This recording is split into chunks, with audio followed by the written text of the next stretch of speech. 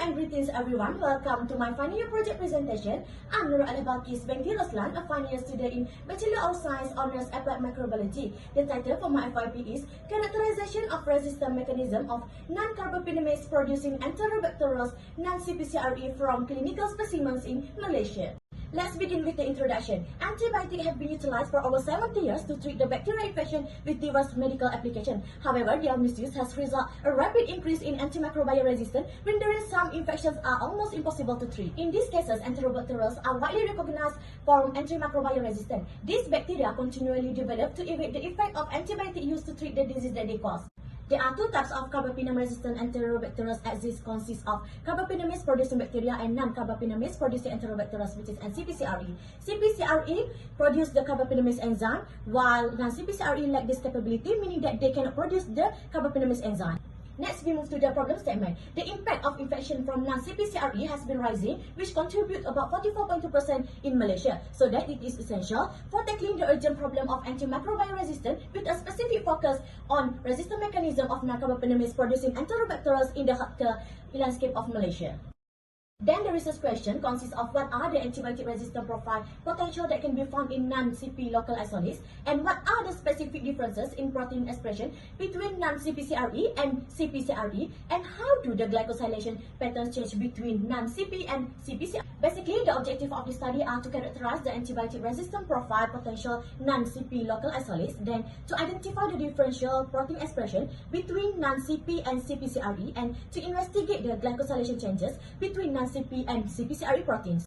Next, we move to the significance of study. This study discover more about the nature of antibiotic resistance in clinical sector, so that it helps us identify the different resistant mechanisms that contribute to the non-CPCRE, meaning that by understanding the resistant mechanism of non-CPCRE, it will improve the treatment outcomes and reduce the likelihood of the treatment failure. For the expected outcome, so basically from this study, we expect to know the resistant mechanism employed by the non-CPCRE resist carbapenem antibiotics, then antibiotic resistant profile for non-CPCRE isolates, detailing their resistance to various classes of antibiotics, and the last one is the development of preventive strategies. So next, we move to the literature review. Out of 24 nations, Malaysia has the highest age standardized death rate per 100,000 people caused by the AMR, meaning that the contribution of enterobacterales, which is the gram-negative bacteria, has greatly impact on human health, which is they can lead to diverse infection within and outside of the intestine that has become resistant to antibiotic and other antimicrobial agents. So the rise of NCPCRE has been a specific challenge, as a study has been conducted in Malaysia from 2013 to 2019 found that about 44.2% had non-CPCRE infections. Basically, the factor that contribute to the enterobacterales resistant antibiotic is because of the production of beta-lactamase, horizontal gene transfer, plasmid mediated resistance, and overexpressing efflux pumps.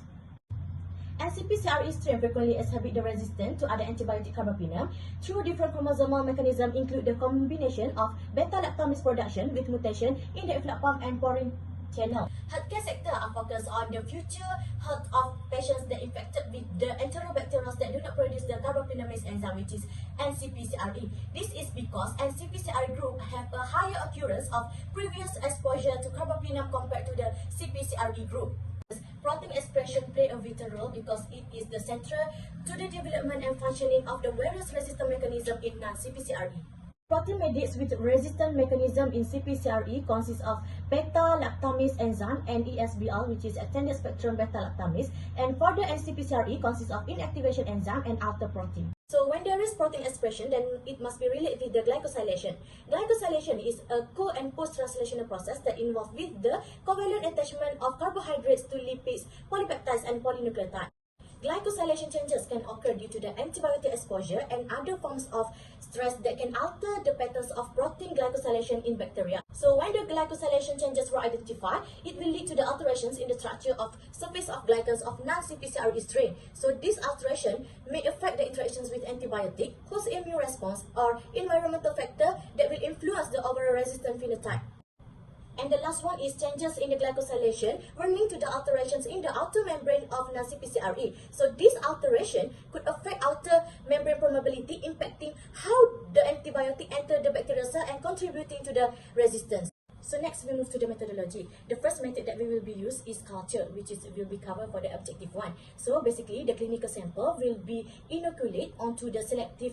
The next method that will be performed to cover the objective 1 is gram staining and biochemical characterization. So gram staining will be performed to determine the gram characteristic of the isolated bacteria. Then the third method that we will be performed is antibiotic resistant profiling. So basically AST will be used the standard method with a panel of relevant antibiotics including the carbapenem. And the next method that we will be covered for chapter 2 is protein extraction. Basically this method will be performed to obtain a representative and purified sample of proteins. Then the next method that will be performed is SDS page and staining that will be covered for the objective 2. Basically this method is to separate the proteins based on their molecular weight. And the last method that will be performed is ProQ emerald glycoprotein that will cover for the objective 3. Basically, this method is to detect and visualize the glycoproteins on polyacrylamide gel. So this is my Gantt chart and this is my reference.